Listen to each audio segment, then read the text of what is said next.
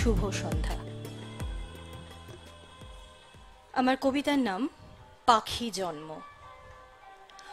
আমি যেদিন পাখি হব, খুব উদাস সুরে কোনো এক বাউল সেদিন গেয়ে উঠবে মন কেমনের গান।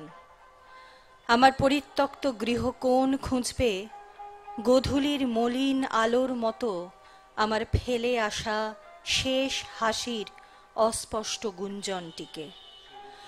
আকাশ জুড়ে সেদিন মেঘ করবে খুব, ক্লান্ত ডানায় ধোঁয়া ধোঁয়া গন্ধ মেখে আমাকে পেরোতে হবে মেঘ পাহাড়ের এক নিঃসীম সীমান্ত।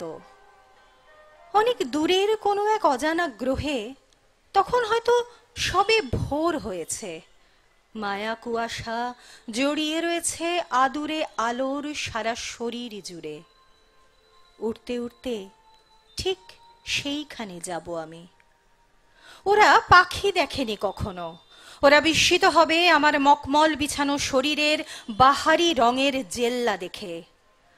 ওরা ছুঁয়ে দেখবে আমার ঠোঁট, আমার পালক, অনুভব করতে চাইবে আমার বুকের উষ্ণ ধুকপুক।